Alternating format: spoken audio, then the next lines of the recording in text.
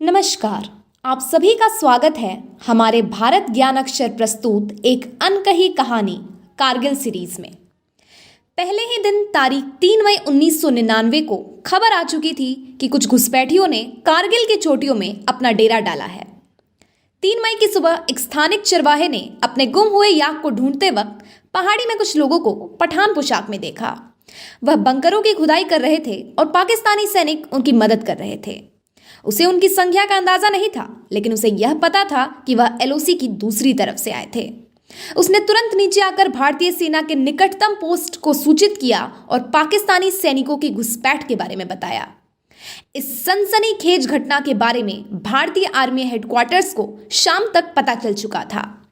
Headquarters ने दूसरे ही दिन 4 मई 1999 को वहां के नजदीकी इलाकों के बटालियन को सर्च पार्टी में भेज दिया था।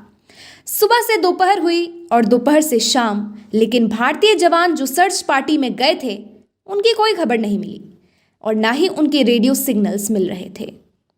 अचानक इस प्रकार की घटना से भारतीय हेडक्वार्टर्स का शक यकीन में तब्दील हुआ। इस घटना के बाद भारतीय सेना ज्यादा चौकन्नी हुई। राइफलमैन सुनील जंग महत।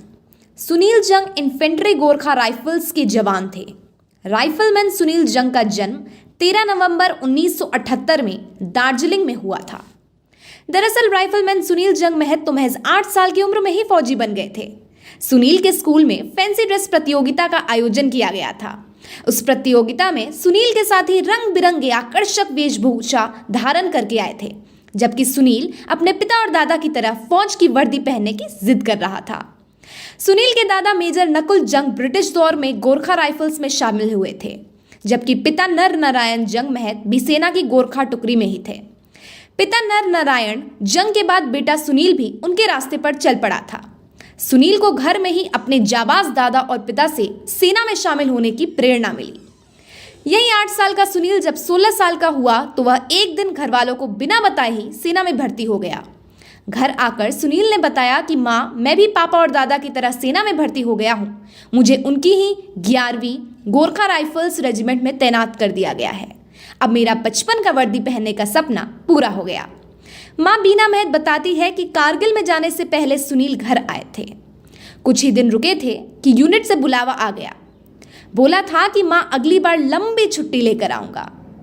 राइफलमैन सुनील जंग महत को 10 मई 1999 को उसकी 1/11 गोरखा राइफल्स की एक टुकड़ी के साथ कारगिल सेक्टर पहुंचने के आदेश हुए। 3 दिनों तक राइफलमैन सुनील जंग दुश्मनों का डटकर मुकाबला करते रहे। वह लगातार अपनी टुकड़ी के साथ आगे बढ़ रहे थे कि 15 मई को एक भीषण गोलीबारी में कुछ गोलियां उनके सीने में जा लगी। इस पर भी सुनील के हाथों से बंदूक नहीं छूटी और वह लगातार दुश्मनों पर प्रहार करते रहे। तभी ऊंचाई पर बैठे दुश्मन की एक गोली सुनील के चेहरे पर लगी और सिर के पिछले हिस्से से बाहर निकल गई। सुनील वहीं पर शहीद हो गए। राइफलमैन सुनील जंग लखनऊ के पहले शहीद थे जिन्होंने कारगिल में दुश्मनों के दांत खट्टे किए थे।